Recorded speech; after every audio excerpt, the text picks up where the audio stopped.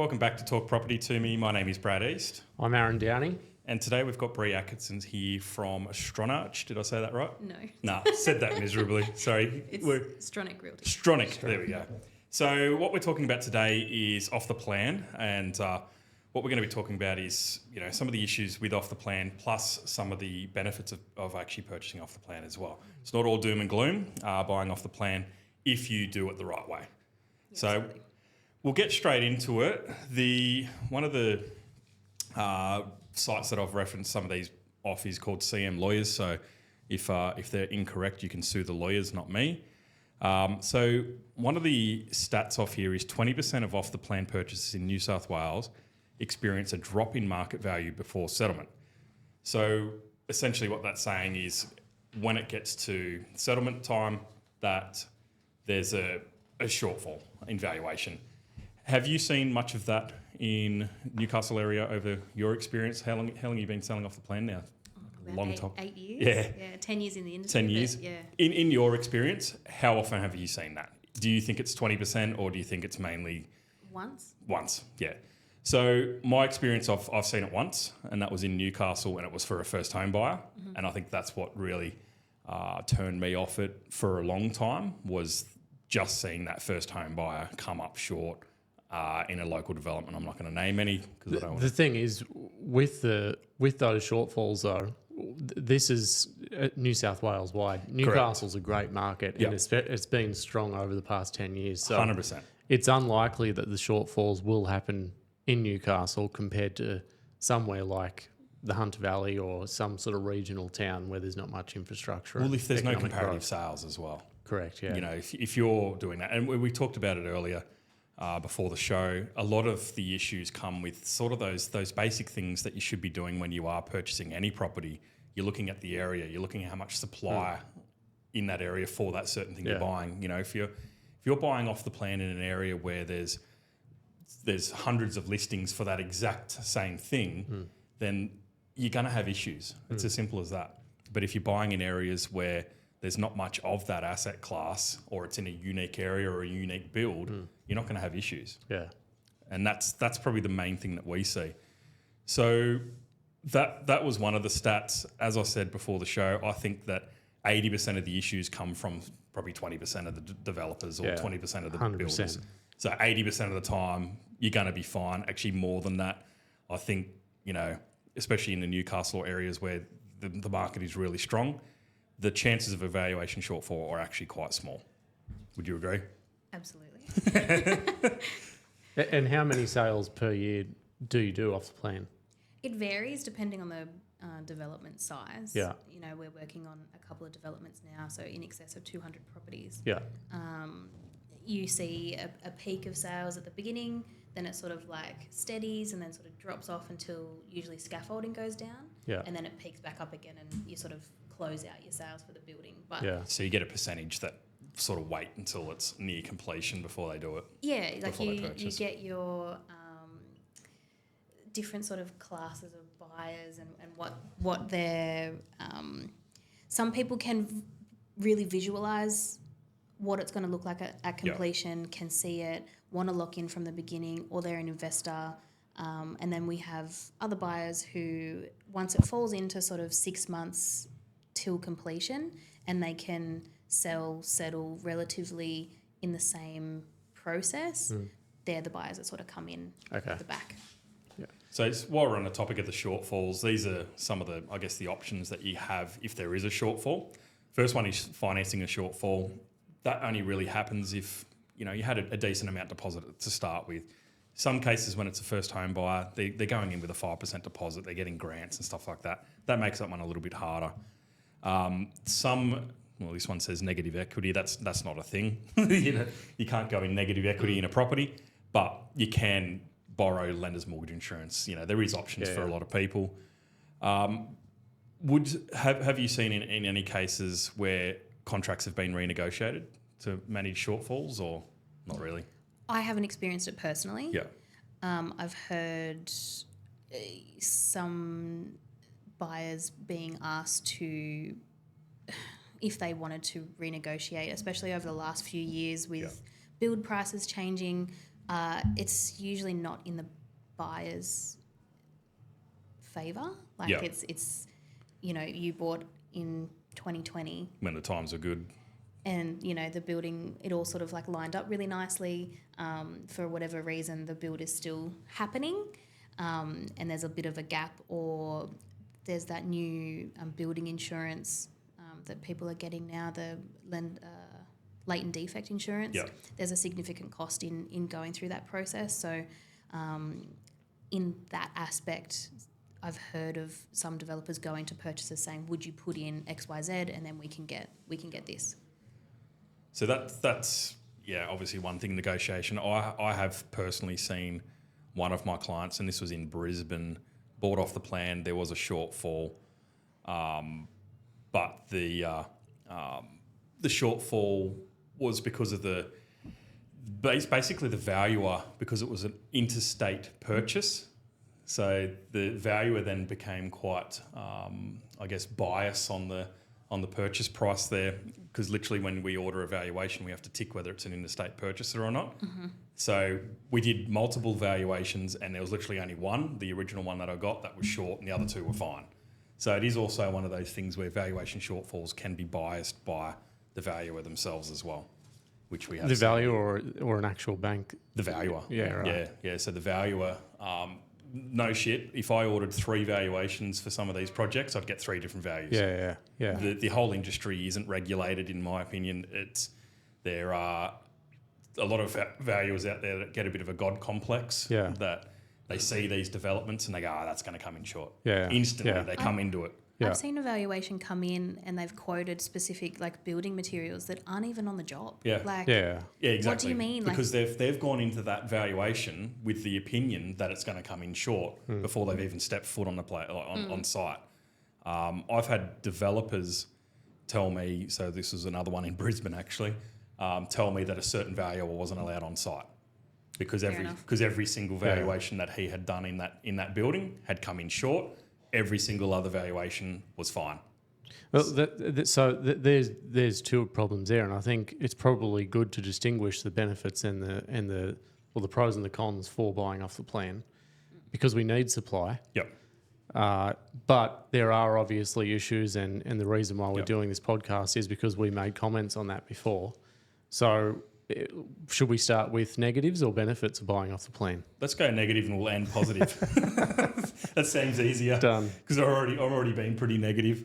But obviously shortfalls one. Shortfalls one. The other one that does pop its head up a lot, which you've got a lot of information on, is defects. Yeah. Do you want to run through some of the more recent ones? Yeah. So we copped a bit of slack off a recent podcast that we did talking about Brad and I throwing buying off the plan under the bus. Yeah, sorry. But had nothing to do with Bri's comment. That's not the reason why Bri's sitting here. But the reason Brad and I mentioned that is because we are advocating for buyers Australia-wide. Yeah. We're not just local to the Newcastle market. So we wanted to just raise some concern and make buyers aware of the issues that do come up with buying off the plan. But the reason we got Bri in is so that she can advocate also for the buyer and the seller of the benefits of buying off the plan, because there are some great benefits, and I think we all agreed before the podcast that we would all buy off the plan. I bought a block of land off the plan. Yeah, there you go. I currently live in my off-the-plan purchase. I bought a block of land off the plan at Catherine Hill Bay. So, I have done that. Yeah. The reason why we made those comments, just because all of the stuff that you see in the mainstream media, and there are... Statistically, I think most off-the-plan purchases are beneficial and they don't come with problems. But you do hear all of these horror stories, which is, $18 million bill to replace hazardous cladding, which was also the same developer who only completed 25% of a project, which is now owing $600 million worth of multiple developments, and he's fled back to Lebanon. Yeah, he fled the country. It's quite a well-known case, that one. Yeah. So, and then there's other ones on the Central Coast where a certain builder has entered into liquidation. There were 18 projects under construction with 11 waiting for approval, leaving buyers without completing homes and facing financial loss. And there's multiple. They're essentially all the same thing. Yeah, it's the same thing. Houses not being complete or defects once they've been built. So they're the problems, and of course valuation shortfalls are other problems. But are there any other things that are worth mentioning? Probably those two. One thing that I did see a lot of when building prices did increase, and there was a lot of townhouses in like the Mount Hutton area where they were literally deliberately delaying building so that the contracts would go into a sunset clause date, and then they'd just refund the deposits because it wasn't financially viable for them to actually build that development at the existing contract prices. And then they're trying to get sort of an arbitrage opportunity where they resell it later on. Correct. They would just go, we're not building, let's hit the sunset clause. We didn't meet that, we're going to refund everyone's deposit. Then they refund it all, and then all of a sudden it's back on the market a year or two later at a higher amount. I get why they do that, because if they did actually proceed with that building, they'd be arse up before it's finished. Yeah. So it isn't great for the purchasers, but at the same time, they got their money back. You move on. You know. And what can buyers do in that situation, Bri? So, like in circumstances where I've, been in off the plan sales and it doesn't stack up anymore with the build costs or those sorts of things, first port of call is go to your buyers and see if they would pay the new price because they've committed to it, they love it. They've waited. Chances are the market's gone up, and it's all sort of relative. Yeah. Other than that, your deposit is completely protected. It's in a third-party trust account. Yeah. And you do get the option to get that back. Yeah. If a build's not going to go ahead, I'd rather know early so that I've still got the option rather than waiting out a 2-year sunset date, missing out on 2 years worth of growth.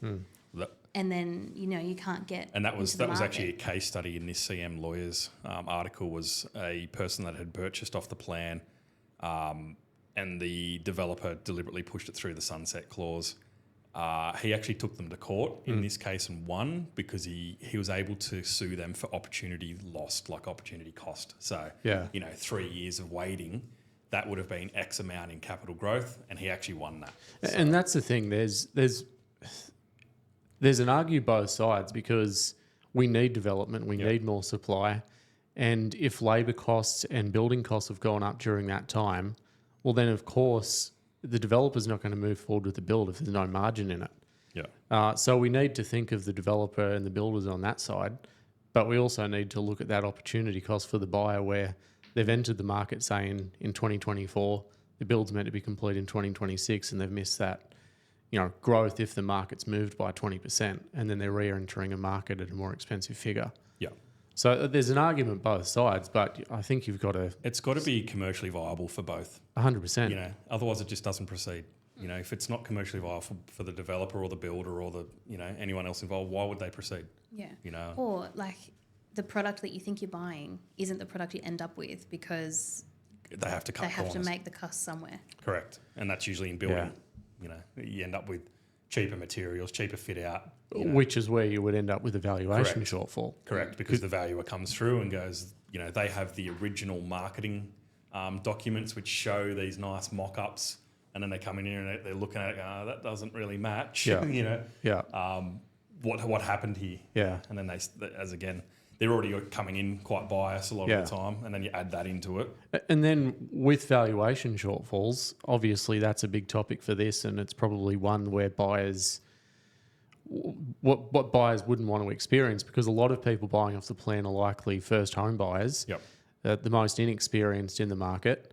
And if they do go through a valuation shortfall, most first home buyers don't have that extra amount of money to make up that shortfall. Biggest advice, as I said earlier, for anyone that does get a valuation shortfall in this situation is order multiple valuations. Oh, absolutely. Seriously, your results, as I said, your results between value A, B and C are sometimes anything from 20% of the value price. No shit, like 20% difference. Yeah. I had personal experience when I built out at Catherine Hill Bay because it was off the plan. There was no comparative sales in that area. The land plus the build equaled XYZ, and the valuer came in $300,000 short of those two added together. Yeah. Made 0 sense, but his comparative sales that he used was some fibro shacks in Catherine Hill Bay. Yeah. And we obviously told them to go away. Next lender, next valuer came in, compared us to, waterfront houses in Caves Beach, Nord's Wharf, similar sizes, similar blocks. And all of a sudden the value was, 300,000 above what the total build cost was. So we had all this equity all of a sudden. The only difference was the valuer. Nothing else changed. So. And then I think there's another topic that should be touched on as well, which is buying land and building a house, because it's not just buying off the plan. Then it's like going through that whole process. If it's not a strata title complex, you're buying the land and you're financing each stage along the way. Yeah, I'm sure you've both been involved with that. What's like, and again, investors or likely first home buyers are buying that sort of stock, and that process can take years. Yeah. So if you're renting and then you're trying to, I understand why people aren't buying it, because people and family members of mine have done that, where they're paying rent to live in Sydney and they're trying to finance this build. So they're paying a mortgage for 50% of their build cost, plus they're paying rent on top of it. You can see why a lot of people don't enter into these sort of contracts. But that's enough of the negative stuff. I reckon we go positive now. Yay. Yeah. Before Bri gets up. And there's 100%. There's a lot of positives to doing it. I have seen, I have, on the flip side of what I said with those couple of valuation shortfalls, I have seen multiple over my 10 years of doing this that have come in over the contract price at settlement. Yeah. I've seen that more often than I have seen it the other way. And for all the listeners as well, people that haven't experienced it, you can have valuation shortfalls on established properties as well. I've seen it happen more in residential property than anywhere. Yeah. It comes down to the comparative sales that valuer has used. And that's this is literally what it comes down to. Yeah. But it's the same when you get a real estate agent out to value a house. Yes. That's why you get multiple, and you'll find that there's quite a large range, and it comes down to what comparables they pull, the experience they have, how well they know the area. And what their tactic is trying to sell. Absolutely. Are they anchoring high to try and get you to list with them and go, the market's pretty shit. Yeah. Let's come down. But some of the things we already talked about a little bit, but have you got any tips for anyone buying off the plan? What areas should they be looking at? Are they looking at established areas that are getting small boutique stuff? Are you going the big high rise? What would you, if you were buying off the plan, what would you be buying? I think it's very buyer dependent. Yeah. So, like if you're a first home buyer, you might find the affordability is easier in a larger complex. Yeah. But if you're wanting something a little bit more bespoke and boutique, if it was me personally, I'd be buying something in a smaller complex that's got a little bit of character or difference, or something that's going to help it stand out as you progress, sort of as it finishes and that sort of thing. That's personally what I look for. And even within a large development, you'll find there are a handful of plans that are special or unique, or have that edge that aren't the cookie cutter apartment for sure. type. Bit of scarcity. Yeah. So well then you become that's the nice apartment block, not the same as the rest, and people like the fixtures and the fittings and the nice fit, they like that stuff. Yeah. I think the architect's important, your builder is important, your developer is important, even down to the entity that is on your contract is important. Yeah. So where some developments get a little bit sticky is, say for example, you're building something on Derby Street, you have Derby Street Proprietary Limited on your contract. That is going to be dissolved separate to the when actual you finish. developer. Yeah. Where if you're buying something from an established developer, an established builder, they'll put their names on the contracts. Yeah, so that's a good tip. That's a really good point. I was going to say, for people to do their research on builders and developers and all of that stuff. Yeah, if it's a shell company that's been set up just to collect the money at the end, that's a bit of a concern, I think. If they're not willing to put their name on contracts and stuff like that, it's a bit of a concern. But that personally, what I did when I bought off the plan, I met with my broker straight away, well, Brad, and found out my weekly repayments. And I started paying those weekly repayments as if I already had the mortgage. Yeah, for that 2-year period. For the 2-year period. So that helped with, not having to borrow as much at the end. It could help if there are those shortfall moments. You've got a little bit of a buffer there. If you're moving into it, you've got the budget to go and buy all new furniture. Yeah. But I think, just being prepared and aware of all of all of the costs and your settlement costs, like your closing costs. Yeah. And then, to be honest, your strata company, making sure you know who your strata company is, because that first 2 years of an off-the-plan building is the most important. Yeah. Yeah. And I think probably one of the other benefits, which is completely opposite to shortfall, is the value increasing during the build as well. Yes, it does happen. Yeah, 100%. And it also gives you an opportunity to become ready for something. Yeah. You know, we talked about that last night. If you like something and it's getting built in 2 years and you're not quite ready yet, but you know that your equity is going to increase in your house or all these things are going to happen, you're buying now at today's price in a lot of cases. Buying at today's price, and then you've got that time to sort of get ready for it. Yeah. Really good for first home buyers. Yeah. You know, And in that downsizers. case. And downsizers. Yeah. Yeah. Like we're Downsizers. in You've got time to sell. Well, we're in our boomers are starting to downsize. Yeah. So I was reading an article the other day that that's sort of like the next big market push is a lot of the boomers are going to be selling investments, downsizing It's their massive. homes, and, you know, transitioning into these, whether it's off the plan or over 55s or just smaller houses. It gives them the time to do it, and it's not a stressed 6-week process. Yeah. Like you don't sign a And contract these- and sell and settle, and like it's all and very they've been quick. through the process of purchasing before, so they're easy clients to deal with because they know everything when you're explaining it to them. Yeah. And it's they're perfect for downsizers, retirees. Absolutely. Literally are. It's almost the same as your first home buyers. Like when I lived right in the centre of Newcastle as an early 20-year-old, walking distance to the brewery, walking distance everywhere, Yeah. you know, Yeah. restaurants, everything like that. And then you have a family and you're like, no, I need a house, I need a bigger size, you know, yard. But then you get back into retirement and your kids are gone. You sort of go back to that Lifestyle. where you want to walk Dinners, to you want cafes, to walk everything. to a cafe, you want to walk here, you want to walk to the beach. So it is suitable for that as well. I think for people making money through that arbitrage opportunity with buying and then obviously having a value increase during the build period, it's important, based on what you said as well, for those boutique blocks, something that's scarce, something that's in a good area. Obviously, it's going to be the complete opposite when you're buying somewhere rural and there's not much economic growth and all of the houses are the same.